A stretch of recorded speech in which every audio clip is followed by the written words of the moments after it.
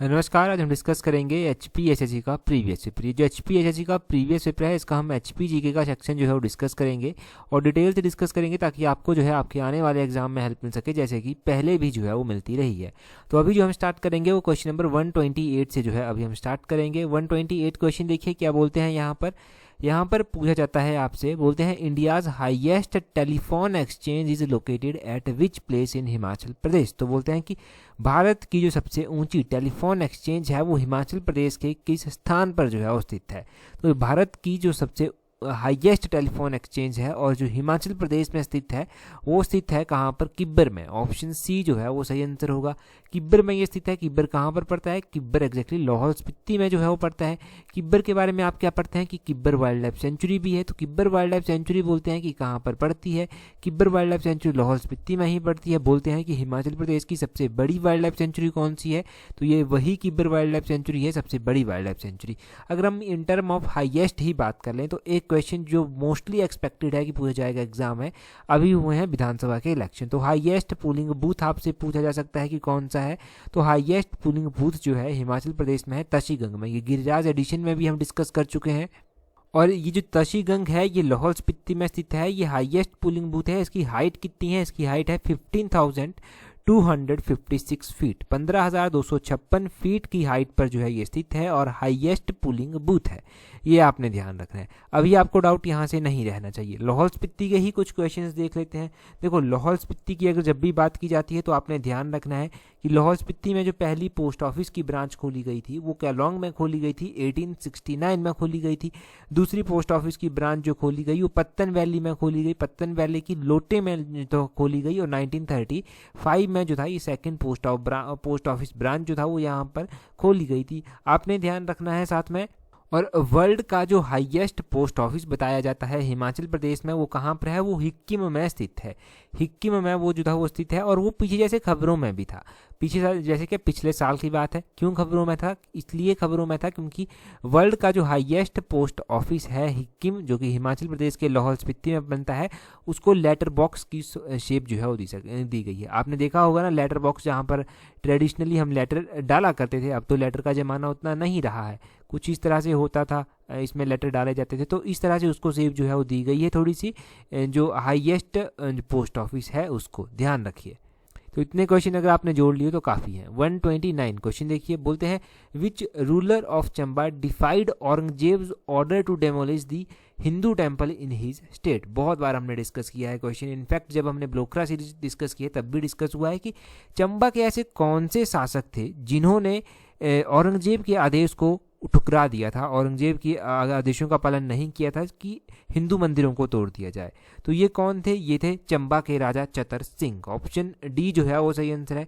चंबा के राजा चतर सिंह थोड़े से इंपॉर्टेंट हैं क्योंकि इन्होंने औरंगजेब के ऑर्डरों को ठुकराया। क्वेश्चन दो फॉर्म में पूछा जा सकता है। पहला राजा का नाम पूछा जा सकता है, दूसरा पूछा जा सकता है कि किस मुगल शासक ने ये ऑर्डर दिए थे। तो ये औरंगजेब के द्वारा जो था वो ऑर्डर दिए गए थे। तीसरा क्वेश्चन यहाँ से बन सकता है कि ये कौन से ईयर की बात है। तो ये अराउंड 1678 की बात है जब ये ऑर्डर दिए गए थे और औरंगजेब के ऑर्डरों को मानने से इनकार कर दिया गया। फिर औरंगजेब के आदेशों को जब मानने से इनकार किया गया होगा तो कुछ ना कुछ एक्शन तो उनके ऊपर ज़रूर हुआ होगा। इनके ऊपर एक्शन इस तरह से हुआ कि इनको जो था वो चंबा से जो था वो दिल्ली बुला लिया गया कि आप मिलो जाकर वहाँ पर। तो इन्होंने क्या किया? वो मिलने भी नहीं गए, इन्होंने अपने भाई को भेज दिया। भाई का नाम था शौकत सिंह। शौकत सिंह को भेज दिया गया और गुलेर के राजा थे राजा राज सिंह, उनको भेज दिया गया। परंतु वो लोग भी किसी कारणवश जो था वो रास्ते से ही वापस आ गए थे, दिल्ली तक नहीं गए थे। अब चतर सिंह देखो काफ़ी साहसी राजा थे। इन्होंने एक अपनी कॉन्फेडरेशन भी बनाई थी जिसमें चतर सिंह होते थे, राजा राज सिंह होते थे गुलेर के, धीरज पाल होते थे बसौली के, कृपाल दो जम्मू के राजा होते थे। इन्होंने अपनी एक कॉन्फेडरेशन बना ली। क्यों बनाई? क्योंकि वाइसराय जो पंजाब के थे उस टाइम मिर्जा बेग, वो जो था वो थोड़ा आक्रमण करने के बारे में सोच रहे थे। तो इन्होंने अपना अलग से समूह बना लिया था, आप कहिए, ताकि ये रोक सकें उस आक्रमण को जो इनके ऊपर किया जाए। चतर सिंह ऑलमोस्ट क्लियर हो गया। अगला क्वेश्चन देखते हैं 130 क्वेश्चन। बोलते हैं who founded the princely state of Bushahr. तो बोलते हैं कि बुसहर राजसी राज्य की स्थापना जो था वो किसके द्वारा की गई थी। बुसहर राजसी राज्य की स्थापना किसके द्वारा की गई थी, तो वो की गई थी किसके द्वारा, श्री कृष्ण के वंशज माना जाता है प्रद्युमन को, तो प्रद्युमन के द्वारा की गई थी। 130 का ऑप्शन ए सही आंसर है। ये भी क्वेश्चन बनता है कि प्रद्युमन को किसका वंशज जो है वो माना जाता है, या फिर किसके वंशज ने जो था वो बुसहर रियासत की स्थापना की थी। तो ध्यान रखना है कि श्री कृष्ण के वंशज ने जो था वो बुसहर की स्थापना की थी और प्रद्युमन इनका नाम था। इसी तरह का एक क्वेश्चन हमने मिशन एलाइड पार्ट 2 में भी पढ़ा था। क्वेश्चन क्या हमने पढ़ा था, क्वेश्चन हमने ये पढ़ा था कि चंबा के शासक खुद को किसका वंशज बताते हैं, तो वो भगवान राम के वंशज जो हैं वो माने जाते हैं। उसकी हिस्ट्री हमने वहाँ पर जानी थी मिशन एलाइड में। खैर बात करते हैं बुसहर रियासत की। देखो बुसहर रियासत इंपॉर्टेंट रियासत है। यहाँ पर भी केहरी सिंह राजा हुए एक। केहरी सिंह जो था वो इनके पिता का नाम था चतर सिंह, और केहरी सिंह जो था अजानुबाहु इनको जो था वो कहा जाता था, अजानुबाहु कहा जाता था। और इनको छत्रपति की उपाधि भी जो था दी गई थी, और किसके द्वारा की गई थी, जो औरंगजेब की बात हम ऊपर कर रहे थे तो उन्होंने जो था वो बुसहर के राजा को उपाधि दी थी छत्रपति की, वो आप ध्यान रखिए। और आप ध्यान रखिए कि चतर सिंह भी इम्पोर्टेंट राजा हैं। क्यों इम्पोर्टेंट हैं, क्योंकि इन्होंने जो था अपनी राजधानी शिफ्ट की थी कामरू से सराहन को, कामरू से सराहन को इनके द्वारा अपनी राजधानी शिफ्ट की गई। उसके बाद एक और राजा आए, राजा राम सिंह ने सराहन से भी कैपिटल शिफ्ट कर दी और रामपुर में जो था वो अपनी कैपिटल जो था वो बनाई थी, राजधानी जो था वो बनाई थी। यहाँ पर एक राजा हुए राजा शमशेर सिंह। जब 1857 का विद्रोह चल रहा था तो राजा शमशेर सिंह शासक हुए। इन्होंने कहा कि भाई हम तो ब्रिटिशर्स की सहायता बिल्कुल नहीं करेंगे। इन्होंने साफ साफ इनकार कर दिया ब्रिटिशर्स की सहायता करने से, और ब्रिटिशर्स जो थे उन्होंने इनके ऊपर एक्शन भी लेना चाहा कि इन्होंने सहायता नहीं की, परंतु वो उनके पास फोर्सेस उस टाइम कम थी, थोड़े से क्राइसिस में वो चल रहे थे, तो वो इनके ऊपर एक्शन नहीं ले पाए थे। और बुसहर के जो अंतिम शासक होते थे वो होते थे राजा पदम सिंह। तो राजा पदम सिंह का नाम आप ध्यान रखिए, ये लास्ट रूलर थे बुसहर रियासत के। तो बुसहर रियासत आपने काफ़ी अच्छे से रिवाइज कर ली, ये आप ध्यान रखिए। ये लास्ट रूलर हैं यहाँ के, लास्ट रूलर ज़रूर पता होना चाहिए आपको। और अगला क्वेश्चन देखते हैं। अगले क्वेश्चन में क्या बोलते हैं, काफ़ी टाइम के बाद एक क्वेश्चन डिस्कस हो रहा है। बोलते हैं part C state Bilaspur was integrated with Himachal Pradesh in which year. तो बोलते हैं कि भाग सी राज्य जो बिलासपुर था वो हिमाचल प्रदेश में किस वर्ष मिला था। आपको पता है कि जब 15 अप्रैल 1948 को हिमाचल प्रदेश का गठन हुआ था तो उस टाइम बिलासपुर इसका पार्ट नहीं होता था। बिलासपुर ने अब खुद को अलग रखने का जो था वो फैसला लिया था। अब अलग रखने का फैसला लिया, बाद में समय के अनुसार बिलासपुर को लगा कि हमें हिमाचल में मिल जाना चाहिए, तो इन्होंने 1954 में, ऑप्शन बी जो है वो सही आंसर है, 1954 में ये डिसीजन किया कि हम क्या करते हैं, हिमाचल प्रदेश में मिल जाते हैं। ओरिजिनली 1948 में क्या था, 4 जिले यहाँ पर हुआ करते थे हिमाचल प्रदेश में। 5वें नंबर का जिला बिलासपुर बन गया, उसके बाद 6ठे नंबर का जिला किन्नौर बन गया था 1960 में। उसके बाद अलग अलग जिले जुड़ते गए और 25 जनवरी 1971 को, 25 जनवरी 1971 को जो था वो हिमाचल प्रदेश को 18वें नंबर का राज्य जो था वो भारत का बना दिया गया था। और उससे पहले हिमाचल प्रदेश था, Himachal Pradesh part C state भी रह चुका है। पार्ट सी स्टेट ये 1951 में बना था। ये केंद्र शासित प्रदेश भी बना 1956 में, ये केंद्र शासित प्रदेश बन गया और 1971 तक जो था ये केंद्र शासित प्रदेश रहा था। ये सारी चीज़ें आप एक साथ जोड़ लीजिए और याद रखिए। 132 क्वेश्चन देखिए, बोलते हैं national biological laboratory is in Himachal Pradesh is located eight. तो बोलते हैं कि हिमाचल प्रदेश में राष्ट्रीय जैविक प्रयोगशाला कहाँ स्थित है। जो नेशनल बायोलॉजिकल लेबोरेटरी है वो कहाँ पर स्थित है हिमाचल प्रदेश में, तो वो स्थित है पालमपुर में स्थित, ऑप्शन सी सही आंसर है। इसी तरह का हमने एक क्वेश्चन मिशन एलाइड 2.0 में भी पढ़ा था। वो क्या पढ़ा था, वो क्वेश्चन ये था कि हिमालयन फॉरेस्ट रिसर्च इंस्टीट्यूट जो है वो कहाँ पर स्थित है। तो वो आपको पता होना चाहिए कि शिमला में स्थित है और शिमला के पंथा घाटी में एग्जैक्टली स्थित है। और ये दूसरा क्वेश्चन आपको पता चल गया कि नेशनल बायोलॉजिकल लेबोरेटरी कहाँ पर स्थित है, पालमपुर में स्थित है। पालमपुर में और क्या स्थित है, पालमपुर में institute of Himalayan bio resource technology भी जो है वो स्थित है। Institute of Himalayan bio resource technology जो है ये भी यहाँ पर स्थित है। और Himachal Pradesh institute of public administration कहाँ पर स्थित है, तो वो डिस्ट्रिक्ट शिमला में स्थित है, शिमला के फेयरलॉन्स में वो स्थित है, वो आपने ध्यान रखना है। Indian institute of advance study कहाँ पर स्थित है, वो भी डिस्ट्रिक्ट शिमला में स्थित है। शिमला में एग्जैक्टली कहाँ पर स्थित है, शिमला में देखिए आपने ध्यान रखना है कि ये चौड़ा मैदान के समीप स्थित है। जो पोटैटो रिसर्च इंस्टीट्यूट है वो कहाँ पर स्थित है, पोटैटो रिसर्च इंस्टीट्यूट ओरिजिनली हम किताबों में पढ़ते हैं कि कुफरी में स्थित है। मैंने लास्ट टाइम भी बताया था मिशन एलाइड में कि शिमला में बेमलोई नामक जगह है जहाँ पर बोर्ड लगा हुआ है कि पोटैटो रिसर्च इंस्टीट्यूट, तो वो भी ध्यान रखें। तो ये सारे रिसर्च इंस्टीट्यूट हो गए, इंपॉर्टेंट इंस्टीट्यूशंस हो गए, लेबोरेटरीज होगी, वो सारी आपने ध्यान रखनी है। एक जगह लिख सकते हैं आप वैसे तो, परंतु लिख रहे होंगे आप एग्जैक्टली। 133 क्वेश्चन देखिए, बोलते हैं Larji hydro electric project is located in which district of Himachal Pradesh. तो बोलते हैं कि लार्जी जल विद्युत परियोजना हिमाचल प्रदेश के किस जिले में स्थित है। अब देखो लार्जी परियोजना जो मेन रूप से खबरों में आई वो कब आई, तो कुछ टाइम पहले यहाँ पर एक हादसा हुआ था। बहुत सारे बच्चे थे जो शायद साउथ हैदराबाद साइड से कहीं से आए थे, तो वो यहाँ पर बह गए थे। उसी टाइम से ये प्रोजेक्ट खबरों में ज़्यादा आया। तो ये प्रोजेक्ट जो है वो कुल्लू में स्थित है। ऑप्शन बी सही आंसर है। लार्जी परियोजना कुल्लू में स्थित है और आपने ध्यान रखना है कि लार्जी ट्राइब्यूटरी है ब्यास की। ब्यास की ये सहायक नदी है डिस्ट्रिक्ट कुल्लू में। और आपने लार्जी परियोजना के बारे में भी ध्यान रखना है। लार्जी परियोजना जो है वो 126 मेगावाट की परियोजना है। कितना, 126 मेगावाट की ये परियोजना है। और लार्जी परियोजना ये भी ध्यान रखिए कि इसको एग्जीक्यूट जो है वो कौन करता है, तो इसको एग्जीक्यूट करता है Himachal Pradesh state electricity board limited. ये आपने ध्यान रखना है। और इम्पॉर्टेंट परियोजनाएं कौन कौन सी स्थित हैं हिमाचल प्रदेश में वो तो हम जानेंगे, परंतु उससे पहले आप ये जानिए कि लार्जी में जो हादसा हुआ था वो कौन से ईयर में हुआ था। लार्जी में जो हादसा हुआ था वो 2014 में हुआ था। 2014 में जो था ये हादसा यहाँ पर हुआ था, ये आप ध्यान रखें। एग्जैक्टली अगर आपको नहीं पता है तो ये भी बता देता हूँ कि आपको पता है कि लार्जी परियोजना है तो पानी स्टोर किया जाता है। दिन था कि लोग हैदराबाद से जो बच्चे आए थे एक कॉलेज से यहाँ पर ट्रिप के लिए, वो नदी के किनारे बैठकर फ़ोटो खिंचवा रहे थे और एकदम से पानी छोड़ा गया और पानी छोड़ने के कारण वो उनको भागने का मौका नहीं मिला और वो बह गए थे। ये हुआ था एग्जैक्टली। हम बात कर रहे थे इम्पॉर्टेंट परियोजनाओं की। तो इम्पॉर्टेंट परियोजनाओं में एक तो बिनबा परियोजना जाती है जो Himachal Pradesh state electricity board के द्वारा एग्जीक्यूट की जाती है। गज परियोजना भी Himachal Pradesh state electricity board के द्वारा एग्जीक्यूट की जाती है। एक सिसु परियोजना है लाहौल स्पीति में, वो भी Himachal Pradesh state electricity board के द्वारा एग्जीक्यूट की जाती है।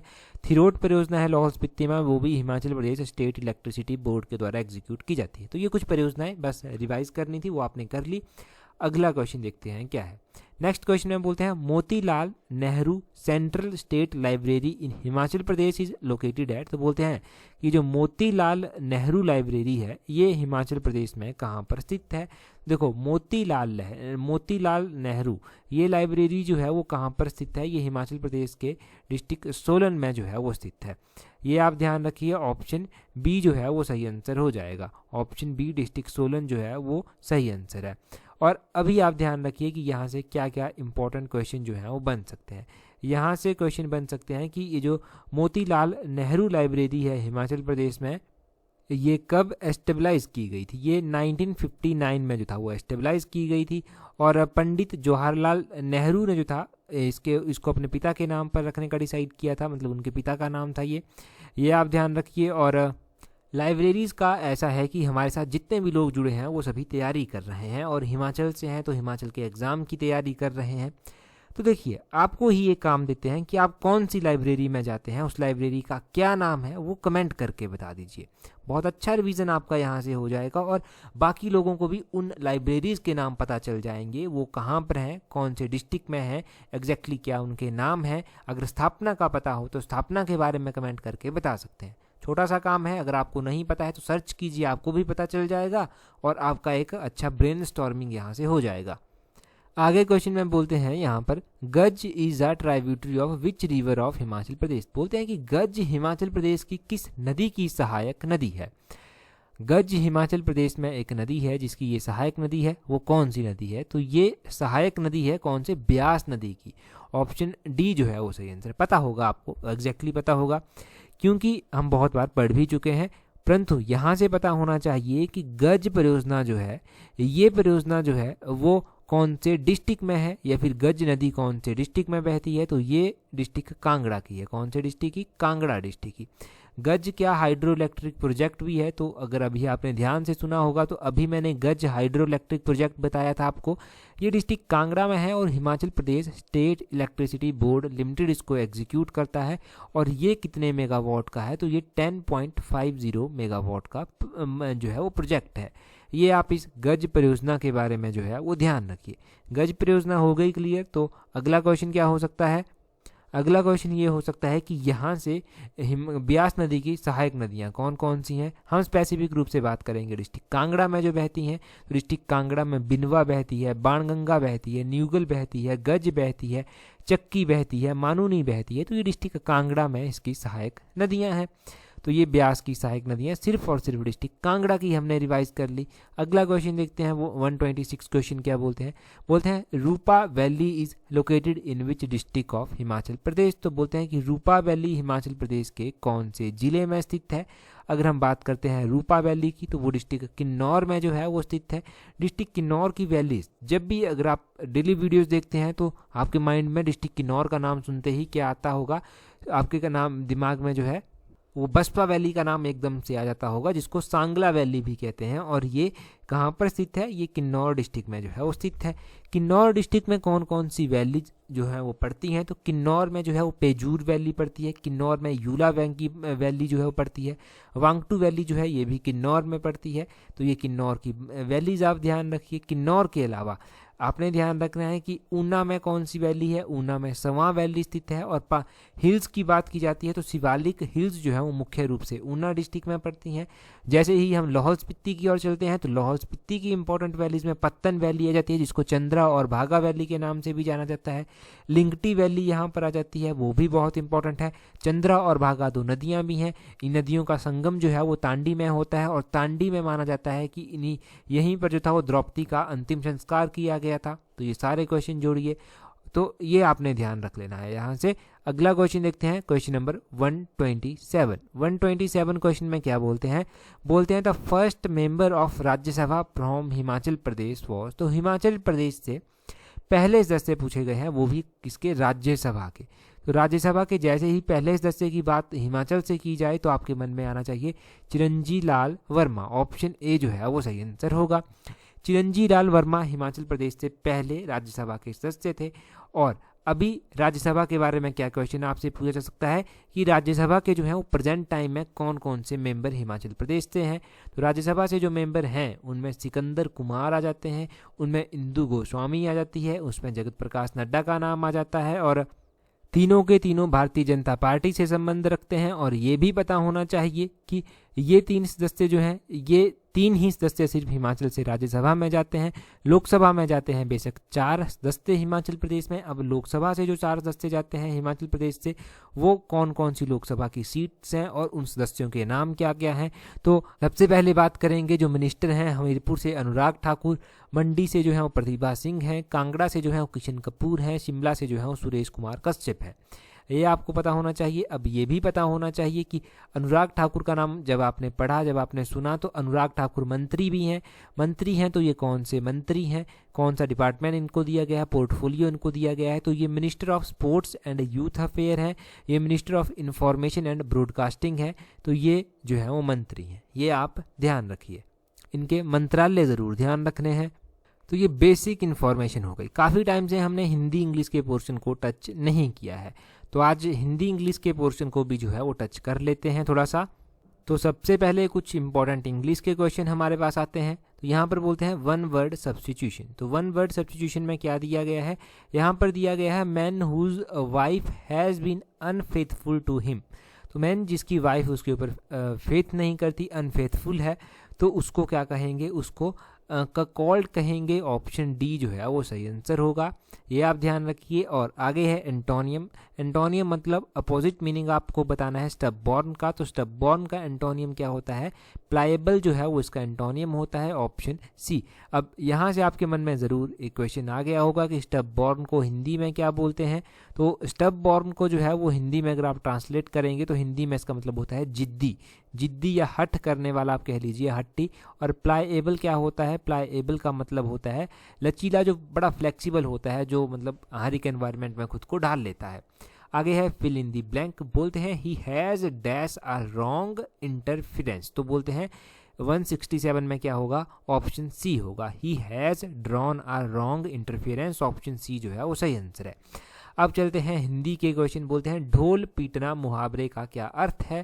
तो ढोल पीटना मुहावरे का अर्थ होता है कि अपनी प्रशंसा करना, कहते हैं ना कि वो अपना ढोल खुद ही पीट रहा है, कि वो अपनी प्रशंसा खुद ही किए जा रहा है, वो ढोल पीट रहा है, वो ढोल पीट पीट के बता रहा है अपने बारे में। तो ये आप ध्यान रखिए, ऑप्शन ए जो है अपनी प्रशंसा करना इसका मतलब होता है, ऑप्शन ए। अगला क्वेश्चन है अंधकार का पर्यायवाची बताना है। अंधकार का पर्यायवाची होता है ऑप्शन ए तिमिर, तिमिर जो है वो अंधकार का पर्यायवाची है।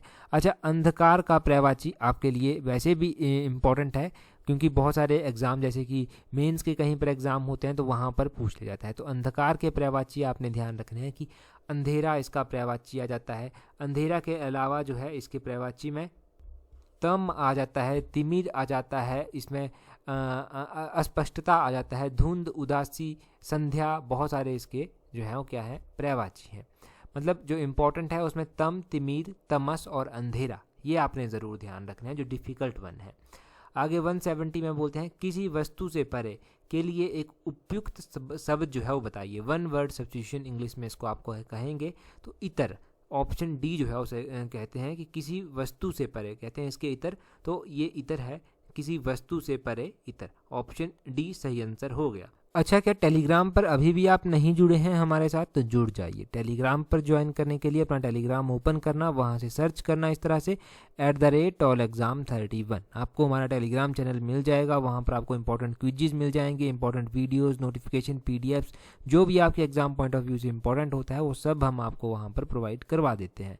टेलीग्राम पर जुड़ जाइए अगर अभी तक नहीं जुड़े हैं। So that's all for today. Thank you very much for watching and listening it very patiently.